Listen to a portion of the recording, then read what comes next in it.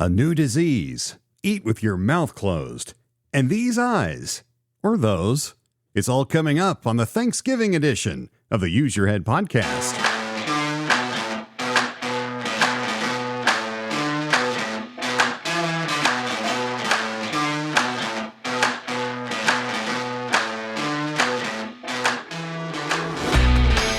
Happy Thanksgiving. Gobble, gobble. This is John McClain. This is the Use Your Head podcast, the Thanksgiving edition. Happy Thanksgiving to you and yours. Can you tell that I love Thanksgiving? I'm going to talk about that later in the show. In fact, I'm going to tell you about something very powerful that might just change your life at the end of today's half hour together on the show, where we work together to resist others who want to tell us what to think. We have the right to think for ourselves. We have the ability. We were created as intelligent beings, able to reason things out ourselves, to look at the facts or look at what we're given and think for ourselves. Does this make sense, regardless of what anyone who labels themselves as an expert might say? This is what this podcast is about. We pick a few topics every week and we look at them when we use our heads together. Thank you so much for tuning in this week. And if you would do me a quick favor, on your platform, whatever platform you listen to the show on, and there are many, if you would leave us a rating, and it may be, you may even have time to not have time to type anything. So just, click some stars and, write down, I like it, or it's okay, or meh, or something. That helps these computers, behind the scenes, kind of promote us out and suggest us to others and helps us grow. And that's always a good thing, because I think the world would be a better place if more people use their heads. I mean, amen. So anyway, lots of good stuff to get to today. So without further ado, here is topic number one.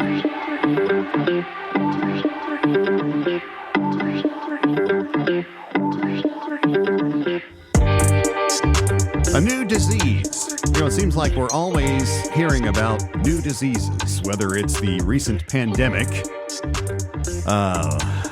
or there's always some new disorder, some new disease. Now, I'm going to start out this by stating the obvious. I am not a medical professional. I have a modicum of first aid training from, Boy Scouts and other, things. I can know how to fix a cut. And I know what's important not to get infected and all that, but I'm not a doctor. And so, I speak as a layperson using my layperson head. Found a story at health.com written by Madeline Burry. And this was medically reviewed by Michael Mena, D.O. So this is a medically reviewed article. Let's read it. The article is entitled, What to Know About Holiday Heart Syndrome. Have you heard about this? Well, it's a thing. Here's what the article says.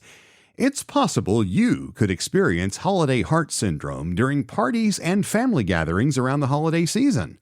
Holiday heart syndrome refers to a phenomenon in which binge drinking causes heart palpitations or arrhythmia, or an irregular heart rhythm.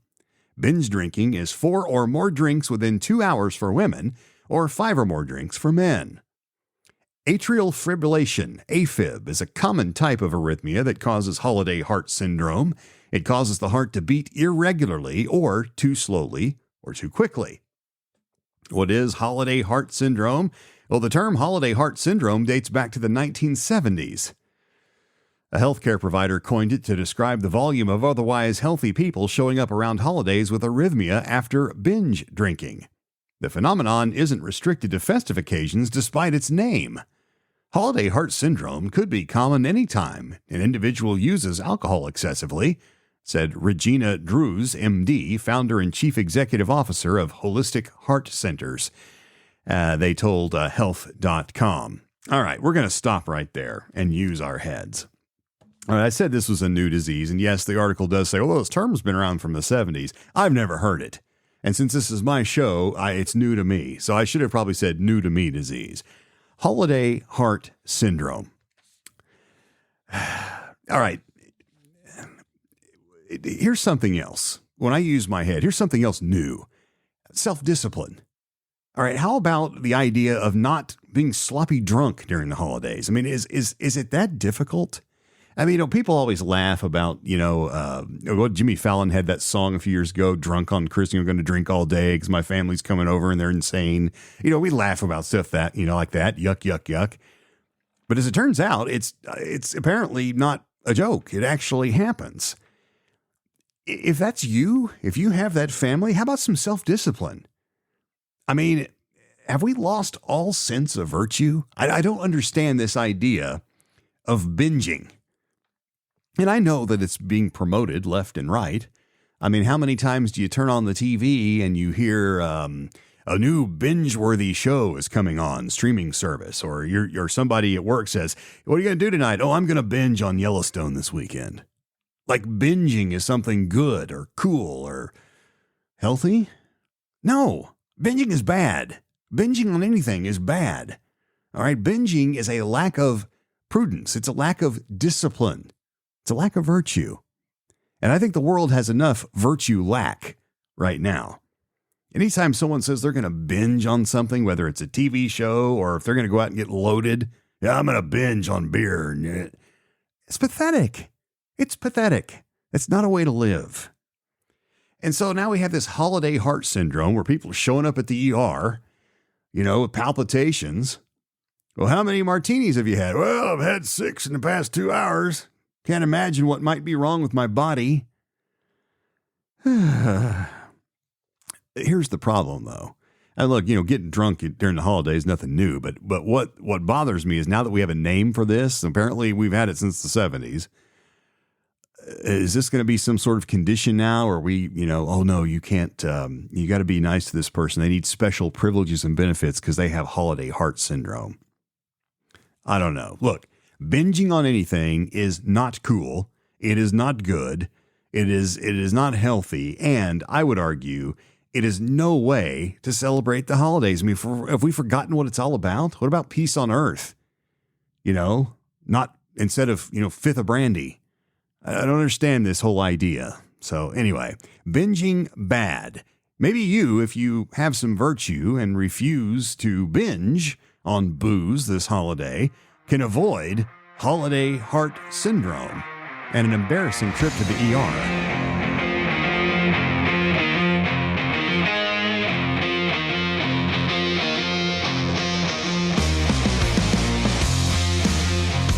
You're right smack dab in the middle of the show that teaches us that it's better to use our own heads than to have someone use theirs for us. This is the Use Your Head podcast. My name's John McLean. I'm grateful, thankful, you might say, for you tuning into this half hour. Topic number 2, eat with your mouth closed. Well, how does that work? You can't eat with your mouth closed. Well, I guess if you had an IV in, you could eat with your mouth closed. That's not what we're talking about here. What we're talking about here is this story. It's the same kind of thing in a way. And this is the Thanksgiving edition of the show. So we're talking about the holidays. And this is from NBC Bay Area. So San Francisco, Oakland, Bay Area out in California. This is a staff-written article, probably because no one wants to put their name on it. Here's what it says. Turkey and a side of politics. How to deal with politics this Thanksgiving. Article says this. With Thanksgiving this week, many families across a divided country are preparing to gather with loved ones who might be at odds over the results of the presidential election. However, there are some steps you can take to avoid a contentious gathering. Mike Robbins, author of the book We're All in This Together, said that one of the first steps is to set some intentional boundaries with your family when it comes to discussing politics. The first thing we got to do is just have a plan as we go in. Do we want to talk about politics?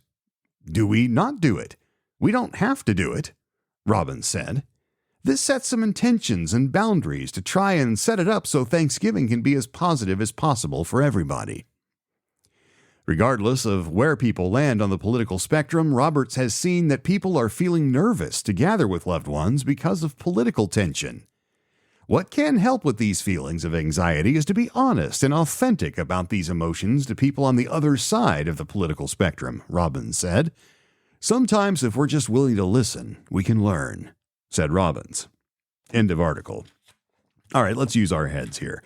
As a side note, I've also seen some little sidebar notes of families that are calling off holiday gatherings because they're scared of conflict, or they've already had the conflict on the phone, or on social media. Lord help us. And they're like, you know what? Forget it. Your Thanksgiving's canceled. I don't want to eat turkey with you. You are a turkey. It's terrible. Using my head, look, we're polarized. Okay, that's happened, and it's sad. We have a real lack of unity in our country. This is not new, by the way. If you're a student of American history, people used to shoot each other over politics in the early days of our republic. So it doesn't excuse behavior today, but it's not new. People are passionate about their politics. And so, this is not a novel thing. But avoiding political discourse, which we often do, we don't even talk about politics in our family, which Robbins in his book talks about, look, this is one good idea. If you think there's going to be conflict, you should set the ground rules. Look, no politics today. It's all about football and turkey. And maybe we'll talk about what we're thankful for, as long as it's not politics or voting. That's one thing you can do. But when I use my head, I think that's part of the problem. And here's what I mean. When we avoid political discourse of any kind, it makes it worse. Because what happens, we do that enough, we forget how to debate without hate. Now, if you disagree with someone and, pick an issue, pick one of the big hot button issues from this past election cycle. If you dare disagree with someone or argue with someone, you hate them. What do you mean you're against that? Well, I don't understand why you hate me. Why do you hate? I don't hate. I just disagree. When we don't discuss, when we avoid it to try to keep harmony around the table, then we lose the ability to share with one another. I mean, the last quote in this article from this author, Robbins, sometimes if we're just willing to listen, we can learn. Well, here's the thing. If you're not discussing, there's nothing to listen to. And so I think as this polarization has deepened and become at the forefront where, people are beating each other up and slashing each other's tires and, rioting, all this awful stuff that's happening over politics and calling each other vile names. It's within our families. Can we not discuss? Is there not enough love to carry the day? I don't agree 100% politically with some of the people in my family. For the most part, in all honesty, I do. But there are some folks in my family that have different ideas. I love them anyway. Let's talk it over. And let's have Thanksgiving. I think avoiding we lose our ability to discuss in love. All right? There is a difference between debate and hate. There should be. It seems like in the public square, there isn't anymore. And I think one of the key reasons why, other than we have a mainstream media that dumps fuel on the fire at a breakneck pace because they make money off conflict, I think that we have forgotten how to have civil discourse. Instead, it's considered hate to disagree. If you just can't seem to discuss issues with a loved one, whether it's at Thanksgiving or on the phone or on the social medias or whatever, I would suggest that it has nothing to do with politics. I mean, if it turns into a bitter fight every time, I would suggest that politics is not to blame. Perhaps you should work on your relationship. I mean, if you have a cousin, let's say, for example, that you only see on holidays, we all have those, right? And maybe that cousin's on the other side, they're blue when you're red or they're red when you're blue or whatever. And you can't discuss issues and wrestle with issues without wrestling with each other physically. Maybe you ought to work on that relationship. I don't think the politics are the problem because here's the thing. We've always had differences in politics. I mean, I grew up in the 1980s when Ronald Reagan was the president of the United States. He had, there was a gentleman named Tip O'Neill, and you may remember Tip if you're my age. Tip was the Speaker of the House, Democrat. And he and Reagan swiped at each other in public constantly, joked about it, this guy, and it's come out later that in the evening when the cameras were off and when they were out of the office, they'd go out for a drink together. They were actually friends, casually, because they had enough respect for each other to discuss the issues, agree to disagree, try to convince the other of their error and bring them along, usually failing. But what they weren't doing was pulling out switchblades out of their boots or burning each other's cars. They were able to separate relationship from the issues.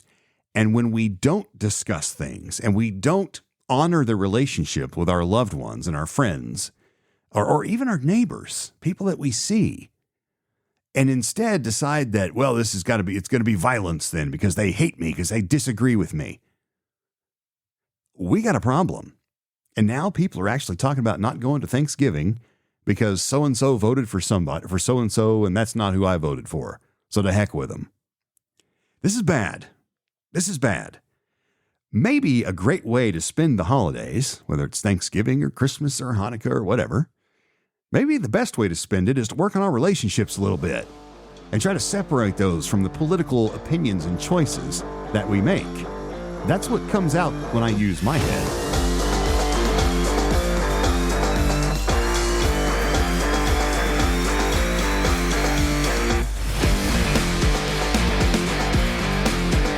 Topic number 3.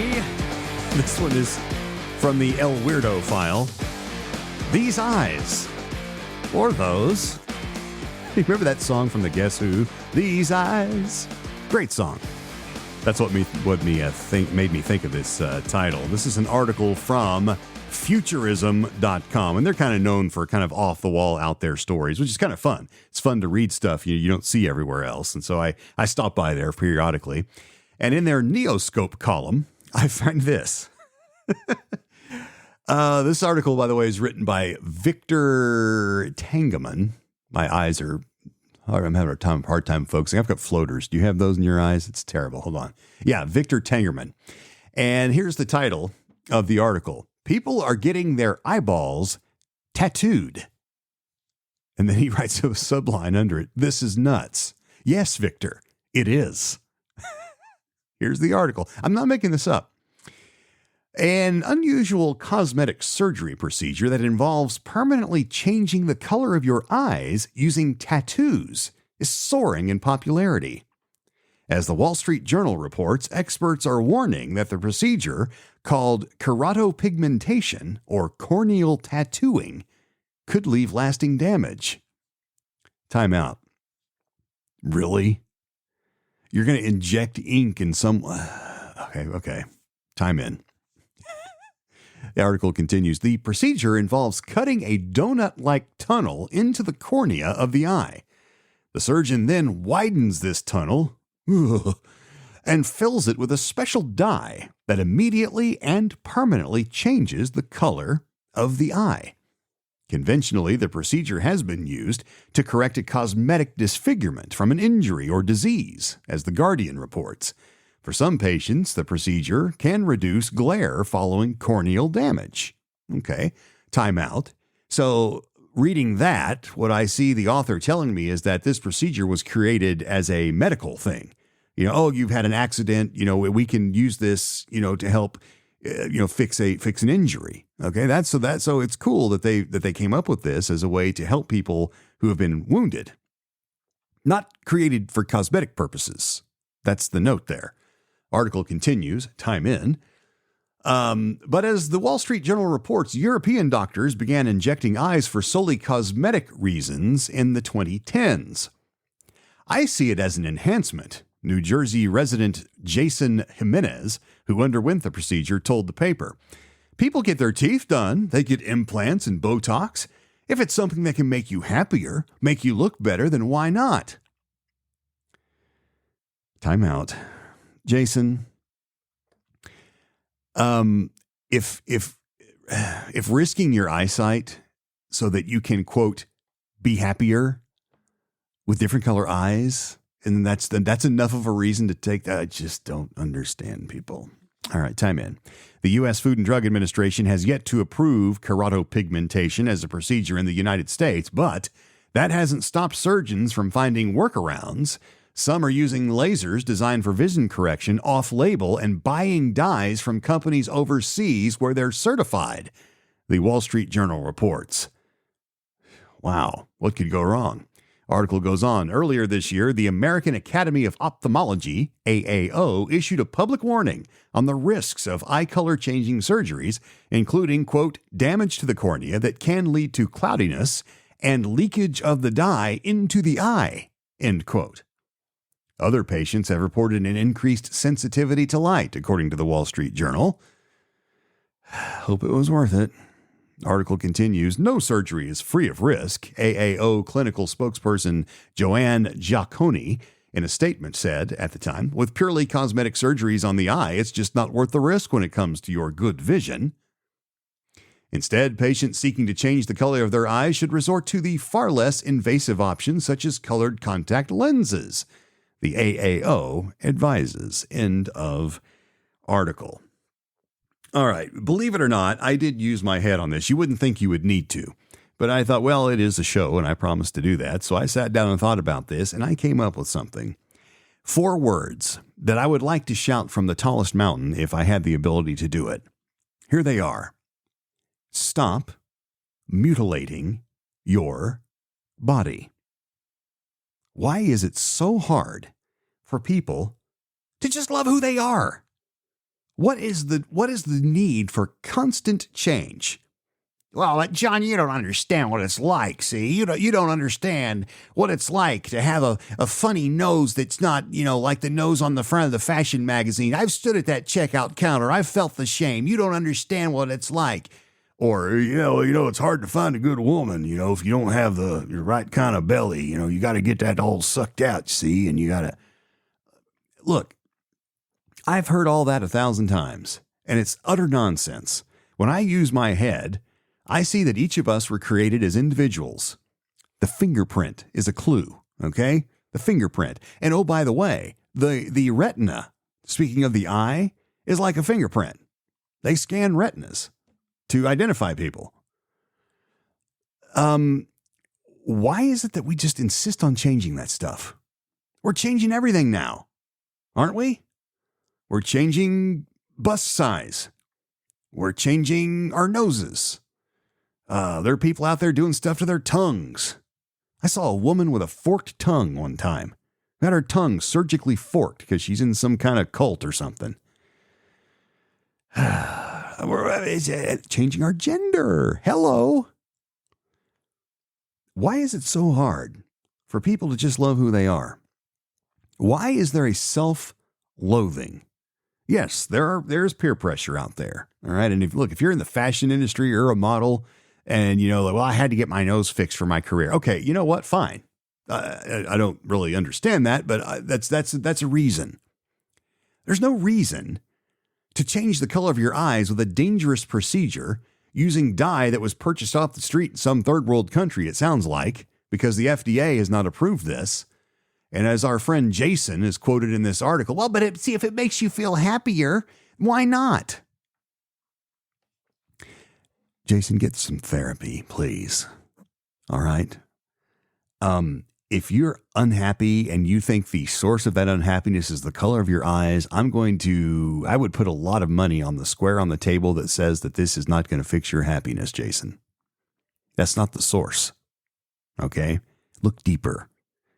Look deeper. Look into yourself as a human being and figure out the real reason why you're unhappy. It's not because your eyes aren't the color of whatever celebrity you admire or whatever color your significant other wants them to be. The whole self-mutilation thing. And look, I'm going to step on some toes here. All right. Because it's Thanksgiving and we like to argue around the table, right? But I say this in love. The proliferation of the tattoos, it's not going to be long before more than half the population has ink somewhere. I don't understand. I don't get it. The markings, the mutilations, the changing, what is it about the human being? I mean, look, some babies are born with birth defects, deformities, right? My wife has a friend who had a little girl and one of her arms didn't develop correctly. And so her hand is attached at the elbow. She doesn't have a forearm and it didn't have a thumb either, it's sad.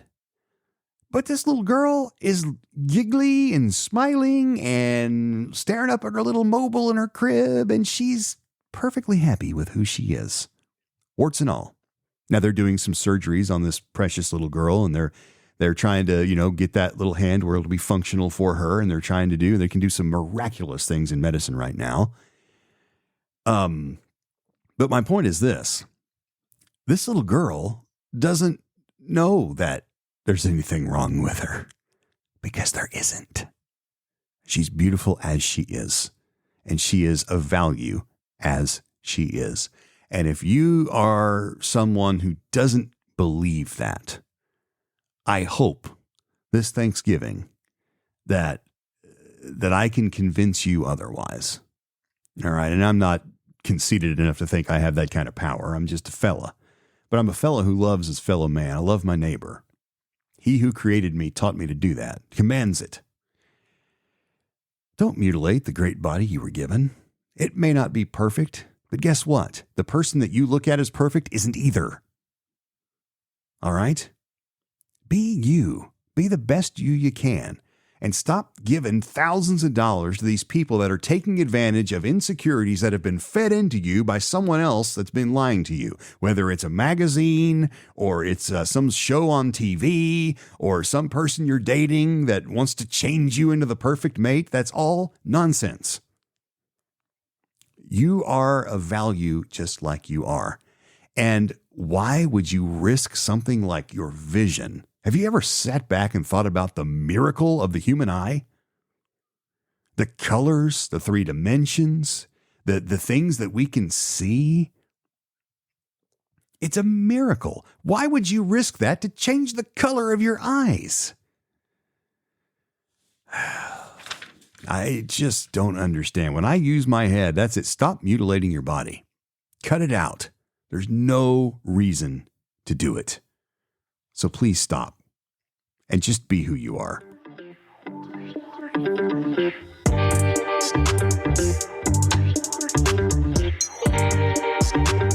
Just about to wrap up our half hour together so you can go get that turkey stuffed and get ready for your Thanksgiving. I really and genuinely hope you have a wonderful Thanksgiving. And I hope that I hope you don't have any conflict because of stupid politics. For crying out loud, have we not have enough of that this year? Can we just not get together and celebrate the fact that we're alive and we have loved ones to eat turkey with? Or ham, if you're a ham person. We have both at ours because we like everyone to get along. So, oh, you voted for turkey? No problem. Here's some you're a ham voter. Here, use some ham. See? It's easy. Nothing to it. I promised you early in the show before we part ways that I was going to tell you something powerful. And I will confess that Thanksgiving is my favorite holiday of the year. It has been most of my life. Part of that reason is my birthday is usually right around Thanksgiving. So it's kind of my time of the year, if you will. But the main reason why, well, the food, that's part of it too. I'm being honest here. But really, the thing that connects with me personally is something that I think is one of the most powerful things that you can have within you, within your soul, as you walk through life. It's something called gratitude. Gratitude is an immensely powerful thing. I think it's a great practice, and I do this, and I've encouraged many people to do this, and I will do that for you now. I don't know what station of life you're in. You may be extremely wealthy. Things are cruising along just fine, and you really have very few worries in the world. And if that's you, I'm delighted. Bless you for that. You may be on the other end. You may be barely hanging on, either financially or you may suffer from any number of ailments, both physical, emotional, mental, whatever.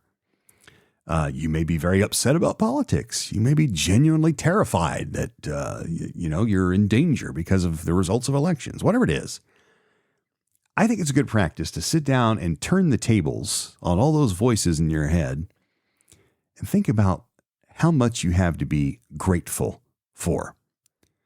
Oh, this is just a version of that little thing you do where everybody goes around the table and says, I'm thankful for... Yeah, it kind of is. But let me tell you something. There's a very powerful thing that happens when you reflect on such a thing. Gratitude can change your life for the better. I think a lot of people walk around feeling sorry for themselves because of all the bad things in their life. The glass becomes half empty. And I'm not saying that the things that make you think that are not legitimate. We all experience loss. We all experience heartache, troubles, unfairnesses of all different kinds. World's an imperfect place. It can be cruel at times, very cold. But when we use our heads and take control and realize that gratitude is an extremely powerful way to turn the tables on all that, it can really give us a very different outlook on life. And so I would encourage you as we enter into this week where the theme is thankfulness, thanksgiving, focus on gratitude. You won't be sorry. I wish you a very, very happy Thanksgiving. Think of others who might be hungry. Help them out if you can. And I'll see you next week. We'll be talking about other cool stuff and using our heads on the Use Your Head podcast. I'm John McClain. Bye-bye. Happy Thanksgiving.